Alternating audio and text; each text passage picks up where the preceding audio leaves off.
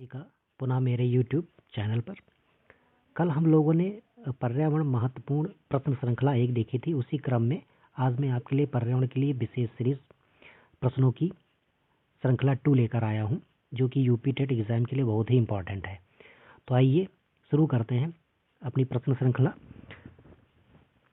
जैसा कि आप स्क्रीन पे देख रहे हैं, क्वेश्चन नंबर 1 कह रहा है निम्नलिखित में से कौन सा पर्यावरण सांस्कृतिक पर्यावरण के अंतर्गत शामिल नहीं है। तो देखिए, ऑप्शन ए है सामाजिक पर्यावरण, ये भी शामिल है। आर्थिक पर्यावरण ये भी शामिल है। मनोवैज्ञानिक पर्यावरण ये भी शामिल है। जो ऑप्शन डी है व्यवहारिक पर्यावरण, ये पर्यावरण सांस्कृतिक पर्यावरण के अंतर्गत शामिल नहीं है। तो ऑप्शन डी जो है वो इसका राइट होगा। क्वेश्चन नंबर 2 कह रहा है वेटलैंड दिवस मनाया जाता है 2 फरवरी को, 2 मार्च को, 2 अप्रैल को, 2 मई को।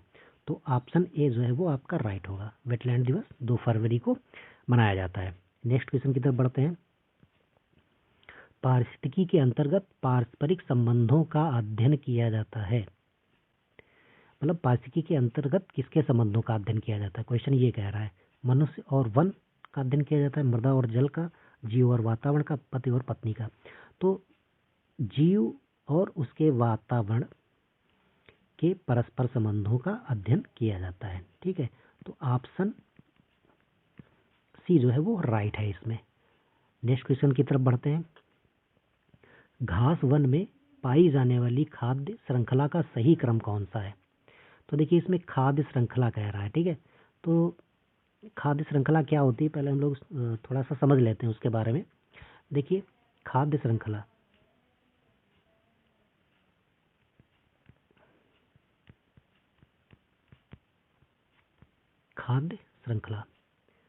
देखिए, खाद्य श्रृंखला में क्या होता है कि प्रत्येक जीव किसी न किसी जीव का भोजन बन जाता है।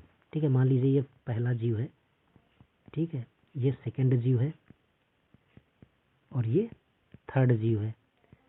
ठीक है, पहला वाला दूसरे का बन गया, दूसरा वाला तीसरे का भोजन बन गया। तो इस प्रकार से क्या चलता रहता है, इनका अनुक्रम चलता रहता है। ठीक है, तो यही जो खाने का क्रम होता है, यही क्या होती है, खाद्य श्रृंखला होती है। ठीक है, खाने के अनुक्रमण से क्या होता है, एक श्रृंखला का निर्माण होता है, जिसे खाद्य श्रृंखला कही जाती है, खाद्य श्रृंखला बोलते हैं। ठीक है, उदाहरण के तौर पे जैसे हम एक उदाहरण लेते हैं, जैसे घास है। ठीक है, घास को कौन खाता है, घास को मान लीजिए टिड्डे ने खाया। टिड्डे को किसने खाया, मेढक ने खाया। मेढक को कौन खा गया, बाज खा गया। तो देखिए यहाँ पे क्या हो रही, खाने की एक श्रृंखला चल रही है। घास को टिड्डे ने खाया, टिड्डे को मेढक ने खाया, मेढक को कौन खा गया, बाज खा गया, है नहीं। अब बाज को मान लीजिए कौन खा जाएगा, जू खा जाएंगे, सूक्ष्म जीव खा जाएंगे। ठीक है, तो यहाँ पे एक क्रम चल रहा है, ठीक है, खाने का। तो यही क्या है, खाद्य श्रृंखला कही जाती है। ठीक है, हम लोग अपने क्वेश्चन की तरफ लौटते हैं। तो क्वेश्चन कह रहा है घास वन में पाई जाने वाली खाद्य श्रृंखला का सही क्रम कौन सा है। तो इसमें ऑप्शन बी जो है वो राइट होगा। ठीक है, चलिए बढ़ते हैं नेक्स्ट क्वेश्चन की तरफ। पारिस्थितिकी तंत्र में उच्चतम पोषण स्तर किसे प्राप्त है, शाकाहारी को प्राप्त है, या मांसाहारी को प्राप्त है, या सर्वाहारी को प्राप्त है, या अपघटक को प्राप्त है। तो इसमें किसको प्राप्त है, सर्वाहारी को। उच्चतम पोषण स्तर किसे प्राप्त है, सर्वाहारी को, क्योंकि ये भैया दोनों से भोजन बना लेता है। ठीक है, ये शाकाहारी भी होता है और मांसाहारी भी होता है। ठीक है, चलिए बढ़ते हैं नेक्स्ट क्वेश्चन की तरफ। किसी संतुलित पारिस्थितिकी तंत्र में जीवों की संख्या कैसी होती है। तो पारिस्थितिकी तंत्र में जीवों की संख्या कैसी होती है, वो स्थिर होती है। ठीक है, ऑप्शन ए जो है वो इसका राइट होगा। ओके, चलिए क्वेश्चन नंबर 7 की तरफ बढ़ते हैं। नेक्स्ट क्वेश्चन, पारितंत्र की उत्पादकता को सर्वाधिक प्रभावित करने वाला महत्वपूर्ण कारक कौन सा है। ठीक है, ऑप्शन ए सूर्यताप, ऑप्शन बी शीत, ऑप्शन सी वायु, ऑप्शन डी अग्नि। तो ऑप्शन ए जो है इसमें राइट होगा। ठीक है, सूर्य जो होता है वो महत्वपूर्ण इसमें कारक होता है।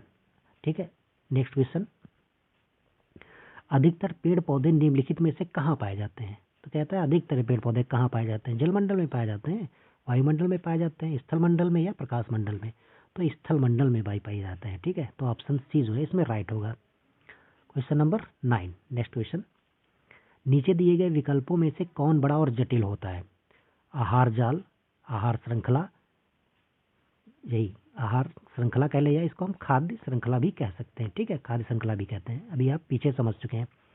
ऑप्शन सी, ए और बी दोनों, या इनमें से कोई नहीं।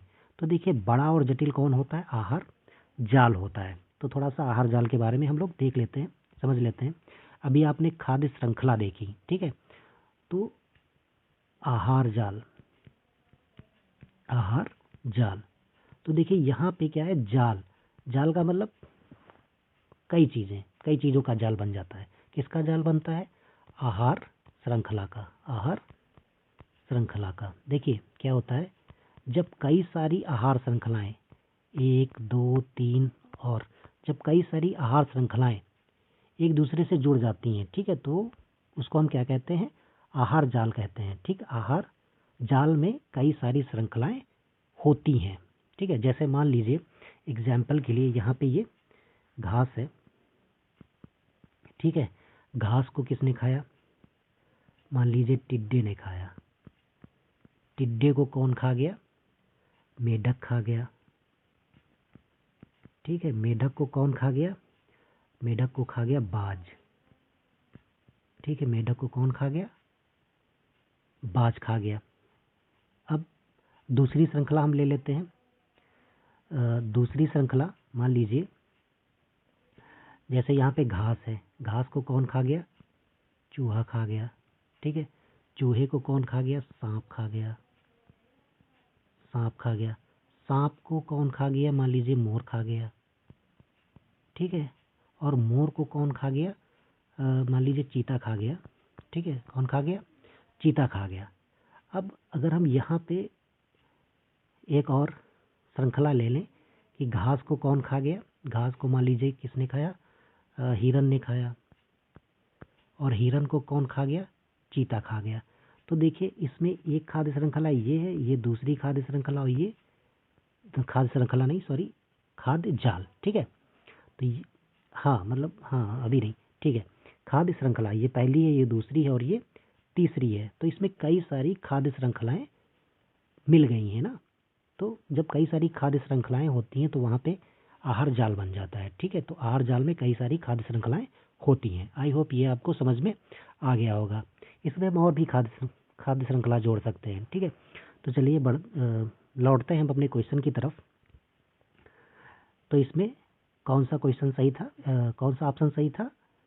आहार जाल, आहार जाल जटिल होता है, तो ऑप्शन ए जो है वो राइट है। चलिए नेक्स्ट क्वेश्चन की तरफ।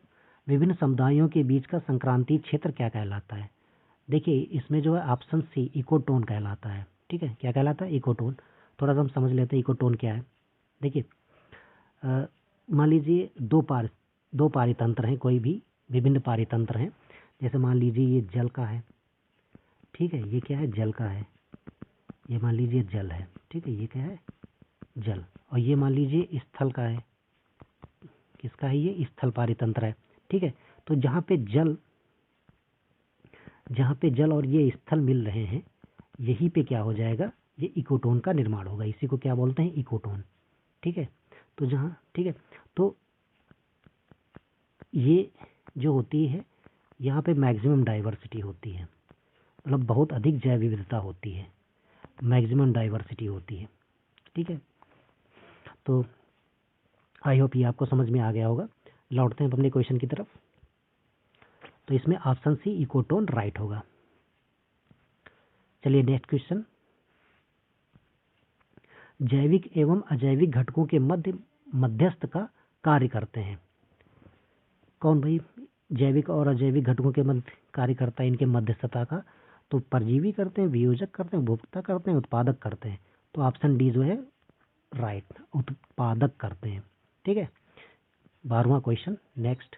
पारिस्थितिकी पिरामिड की संकल्पना दी थी, टांसले ने दी थी, टांसले, चार्ल्स एल्टन, लिंडमैन या हैकल? तो देखिए ऑप्शन बी चार्ल्स एल्टन ने दी थी। तो इसलिए इसको, इनके नाम पर पारिस्थितिकी पिरामिड को जो है एल्टोनियम पिरामिड भी कहते हैं। एल्टोनियम पिरामिड भी कहा जाता है। ठीक है, एल्टोनियम पिरामिड भी कहते हैं। टांसले को तो आपने जानते हैं कि इन्होंने किसका दिया था? पारिस्थितिकी तंत्र। ठीक है, और हैकल पारिस्थितिकी और लिंडमैन ने ऊर्जा का 10% का नियम दिया था। ऊर्जा का 10% का इन्होंने नियम दिया था। ठीक है, तो ऑप्शन बी राइट है इसमें। ठीक है, नेक्स्ट क्वेश्चन, दिए गए विकल्पों में कौन सा कार्य पेड़ पौधों का नहीं है? तो कार्य जो है पेड़ पौधों का नहीं है, वायु प्रदूषण। तो इसमें ऑप्शन यही मिल गया, वायु प्रदूषण क्या पेड़ पौधे करते हैं? नहीं कह रहा है ना। तो इसमें आप फिर जल का अवशोषण, कार्बन डाइऑक्साइड का अवशोषण, ऑक्सीजन की विमुक्त। तो ऑप्शन ए जो है वो राइट है। चलिए नेक्स्ट क्वेश्चन, खाद्य श्रृंखला में मानव है, एक उत्पादक है या प्राथमिक उपभोक्ता है या केवल द्वितीयक उपभोक्ता है या प्राथमिक तथा द्वितीयक उपभोक्ता? तो मानव जो है वो प्राथमिक तथा द्वितीयक उपभोक्ता के अंतर्गत आता है। ठीक है, तो इसमें ऑप्शन डी जो है वो राइट होगा। पारिस्थितिकी पिरामिड के प्रकार होते हैं। देखिए पारिस्थितिकी पिरामिड के प्रकार होते हैं, कितने प्रकार होते हैं? 3 प्रकार होते हैं। ऑप्शन बी जो है वो राइट होता है। तो पहला कौन सा है? संख्या पिरामिड। पहला कौन सा है? संख्या। दूसरा है जैव भार पिरामिड। दूसरा है जैव भार। तीसरा है ऊर्जा पिरामिड। तीसरा आपका कौन सा है? ऊर्जा पिरामिड। ठीक है, तो ऑप्शन बी इसमें राइट है। चलिए नेक्स्ट क्वेश्चन की तरफ बढ़ते हैं। निम्नलिखित विकल्पों में कौन सा विकल्प संख्या पिरामिड के लिए सही है? अब देखिए संख्या पिरामिड आ गया, मतलब पिरामिड का एक प्रकार संख्या पिरामिड। तो सही है, सही है पूछ रहा है, या उल्टा बनता है, सीधा बनता है? उल्टा तथा सीधा दोनों प्रकार का बनता है, इनमें से कोई नहीं। तो जो संख्या पिरामिड है वो उल्टा भी बनता है और सीधा भी बनता है। तो ऑप्शन सी जो है वो राइट होगा। क्वेश्चन नंबर 17 कह रहा है कि निम्नलिखित विकल्पों में से कौन सा विकल्प जैव भार पिरामिड के लिए उपयुक्त है? अब जैव भार पिरामिड भी आ गया ना, तो या सीधा बनता है, उल्टा बनता है, सीधा तथा उल्टा दोनों प्रकार का बनता है। तो ऑप्शन सी जो है इसमें ये भी क्या बनता है? सीधा तथा उल्टा दोनों प्रकार का बनता है, सीधा भी बनता है और उल्टा भी बनता है। तो ऑप्शन सी इसमें भी राइट है। चलिए नेक्स्ट क्वेश्चन की तरफ। निम्नलिखित विकल्पों में से कौन सा विकल्प ऊर्जा पिरामिड के लिए उपयुक्त है? अब देखिए ऊर्जा पिरामिड भी इसमें पूछ लिया गया, इसके लिए भाई कौन सा विकल्प उपयुक्त है? सीधा बनता है, उल्टा बनता है, सीधा तथा उल्टा दोनों प्रकार का बनता है, या इनमें से कोई नहीं? तो ऊर्जा जो पिरामिड है वो याद रखिए वो हमेशा कैसा बनता है? सीधा बनता है। ठीक है, इसमें जो ऑप्शन है वो सीधा बनेगा। ठीक है, ऑप्शन ए जो है वो राइट होगा। चलिए नेक्स्ट क्वेश्चन कह रहा है घास स्थली पारितंत्र में संख्या का पिरामिड कैसा होता है? तो घास स्थली पारितंत्र में संख्या का पिरामिड, घास स्थल है उसमें संख्या का पिरामिड, तो कैसा बनेगा? वो सीधा बनेगा घास स्थल में। जैसे यहाँ पे घास लगी हुई है, ये घास है, ठीक है, ये घास है, मान लीजिए क्या कह रहा है? संख्या पिरामिड। ठीक है, तो यहाँ पे घास को टिड्डे मान लीजिए खाएंगे, टिड्डे को मेढक खाएंगे। ठीक है, तो यहाँ पे क्या होगा कि घास स्थल, यहाँ पे घास की संख्या बहुत ज़्यादा होगी, मतलब संख्या पिरामिड कह रहा है संख्या ज़्यादा, और इसकी अपेक्षा जो टिड्डों की संख्या होगी वो कम होगी, और टिड्डों की अपेक्षा जो मेढक की संख्या होगी वो उस स्थल पर, घास स्थल पर कम होगी। ठीक है, तो हमने देखा घास स्थल ज़्यादा है, तो ये इस प्रकार से हम समझ लेते हैं ये घास स्थल ज़्यादा है तो ऊपर कैसा संकुचित होता जा रहा है ना, तो इस प्रकार से ये सीधा बन जाता है। तो कैसा बनेगा? सीधा। ओके, चलिए नेक्स्ट क्वेश्चन की तरफ बढ़ते हैं। जीवभार का पिरामिड किस पारसी तंत्र में उलट जाता है? तो तालाब में उलट जाता है, या वन में, या घास स्थल, या शुष्क स्थल? ठीक है, तो ऑप्शन ए जो है वो राइट होगा। अब इसमें कह रहा है जीवभार का पिरामिड किस पारिस्थितिक तंत्र में? तो जीवभार का पिरामिड जो है वो पारिस्थितिक तंत्र तालाब में जो है वो उल्टा बनता है। ठीक है, तालाब की अगर हम बात करें जीवभार की, तो देख लीजिए यहाँ पे क्या होते हैं जीवभार, भार के अनुसार, जीवभार के अनुसार कह रहा है ना, तो सबसे नीचे क्या होते हैं? पादप प्लवक। पादप तालाब में पादप प्लवक होते हैं। ठीक है, पादप प्लवक होते हैं, इनको कौन खाता है? जंतु प्लवक खाते हैं। जंतु प्लवक, छोटे छोटे बहुत से सूक्ष्म जीव प्लवक, ठीक है, प्लवक खाते हैं।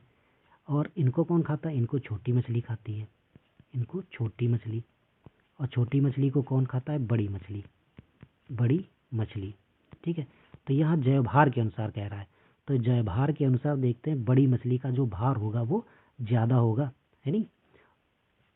इस प्रकार से ये कैसा बन जाता है, उल्टा बन जाता है। कैसा बन जाता है, उल्टा बन जाता है। ओके, जयभार के आधार पर जो तालाब का है पार्श्विकी तंत्र वो कैसा बनेगा, उल्टा बनेगा।